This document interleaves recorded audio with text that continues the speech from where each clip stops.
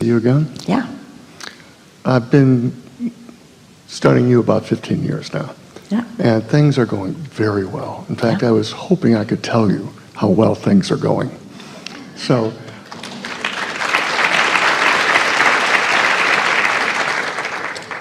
I've got this business.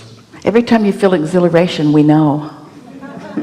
We know they're going well, sometimes before you even know they're going well, but we really like it when you know they're going well. So you wanted to tell us that you know they're going well, and we already knew they were going well, but we like hearing it from you because we like you knowing that they're going well. Yeah. I realized they were going well for a long time before I realized they were going well. And my business, That's the most important statement of this day.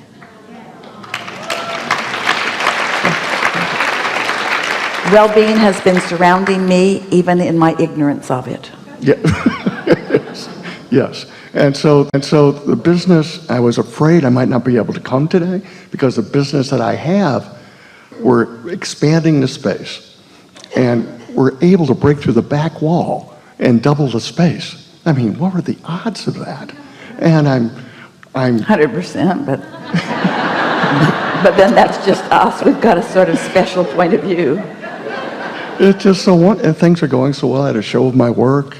You know, I checked the bank account, got $15,000 in the bank account, and it's just, you know, when I started with you 15 years ago, I would listen to the tape, and they were tapes back then, and be good for 15 minutes, and it's like a slow flat tire. And now things are going so much better, and I've got 120 hours of people being helped a week with neurofeedback, and I'm just running it. And I'm there about 3 hours a week, and I'm able to do my artwork. I'm able to do these other projects. Are you explaining to us that through your connection you've leveraged your time in a productive way? Yes. Yeah. And I was so looking forward to telling you that. Yeah. Yeah. And what I'm wondering is, some people don't get back to me, and I'm not sure at a certain point, should I call them up and go, you know, you said it was 2 weeks, it's been 6 weeks, you know, where are we at? The question that you want to ask yourself is, what influence are you under when you notice they haven't called you back? Well, here's where I'm at. Well, now we ask you a question. We think you should answer. I'm not sure how to answer. Well, if you flash back on that feeling of wanting to call someone, was it from a place of anxiety or from a place of eagerness? You can tell by the way you feel what influence you're under when you want to make the call. Yeah. Is it shortage consciousness, or is it anticipating wonderful things? Is it about your desire to co-create with them, or is it about irritation or even concern? Irritation. Yeah, so don't call them. Okay. Because no good's going to come from that. You'll just make them defensive and make them explain things and make them practice not calling you longer in their vibration. Interesting that you're bringing this up, but we want to give this to you because sometimes an example, it fleshes things out in a powerful way. So Esther heard from someone who heard it from someone who heard it from someone that her man who cleans her swimming pool on the property where the offices are in Texas hadn't been coming, and it was a problem.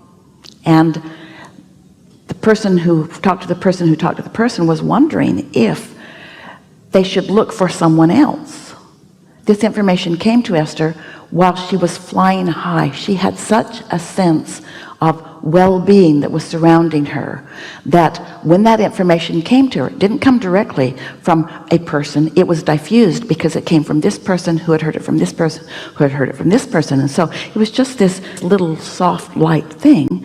So Esther just hung up the phone and touched his number on her iPhone and got his voice message, and she said, "Hey, it's Esther. I haven't talked to you in a long time. I understand that you haven't been around for a little while, and that's okay. That magnificent pool is promoting itself pretty well, but just want to make sure everything's good with you. Give me a call when you got a minute to talk, and all's good here." 8 minutes later, he called her back and expressed to her what was going on, which was completely understandable. Esther said, well, no worries, you'll get it back together. We've been having this experience long enough. Just get over there and get some chemicals in it so that we don't lose our balance, and then tend to the rest of it when you get a chance. And so everything's back on track. Now what we're getting at is the light touch that Esther offered. She wasn't worried, she wasn't mad, she wasn't disappointed. She wasn't trying to get any strong behavior from him. She just was making contact just to renew their positive relationship. You see what we're getting at? Yeah. But it was easy for her to do that because she was all tuned in, tapped in, turned on anyway. She wouldn't be able to do anything else. And isn't it nice that the universe brings information to you in meaningful times when you're feeling like that, so that the inspiration, in other words, every word out of Esther's mouth, they talked for 45 minutes. And he said, this is the best conversation I've ever had. I wish that I'd called you 2 months ago.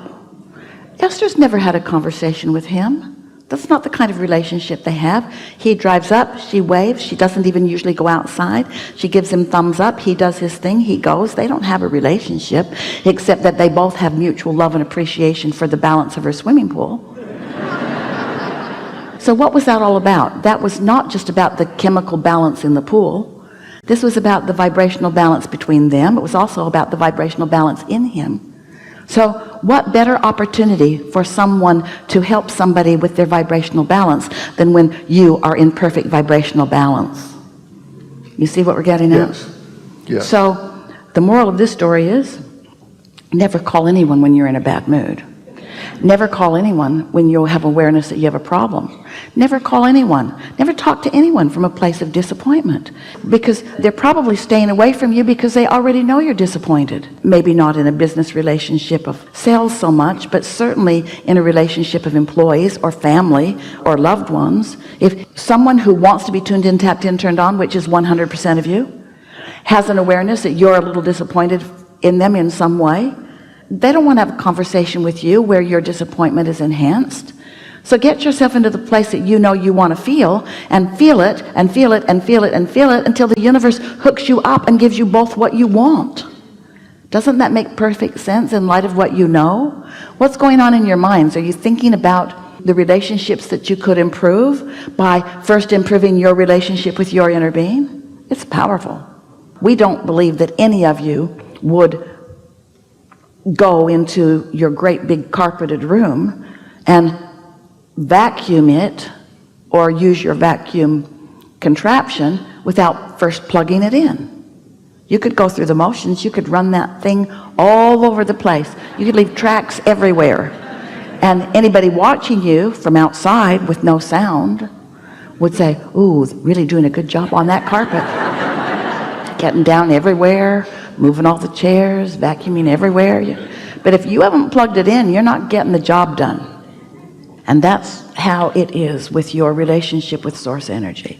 If you're not plugged into that, you're not getting the job done that you intend. Good point.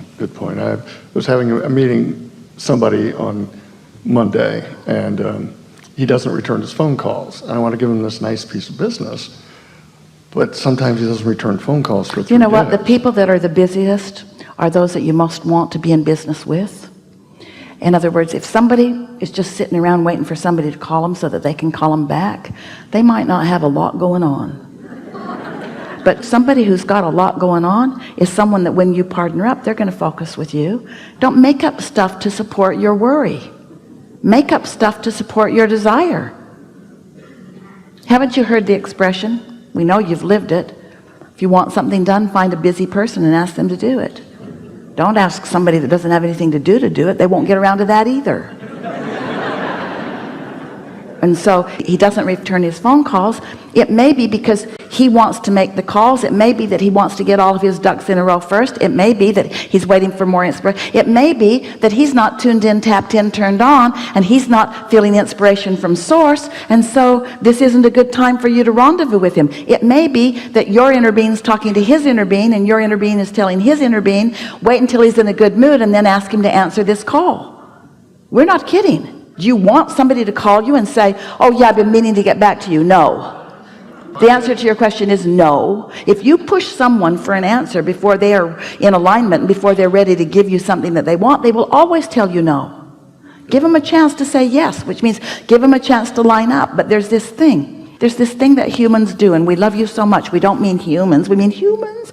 We mean it's this thing that humans do, especially in sales, where you believe that you want to get hold of someone and you want to hold them tight, because if you don't hold them tight, they're going to wiggle away from you and you're going to lose your opportunity. That's the basis of what most people believe in sales. And you know what that really is?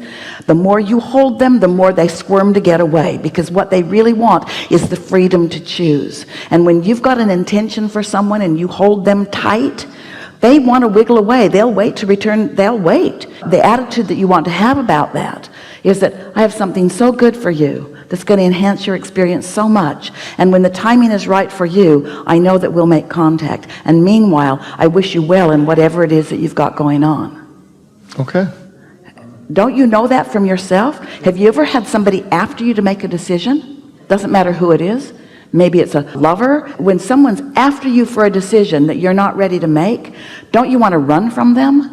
Don't you tend to give them lip service? Don't you make up stuff? My dog ate my homework kind of stuff. You just make stuff up. But if you're tuned in, tapped in, turned on, and you're in vibrational alignment with your inner being and therefore with their inner being, when the timing's right, you'll get the impulse. They might only be in a good mood 1 hour out of every day. That's when the impulse will hit you to call them.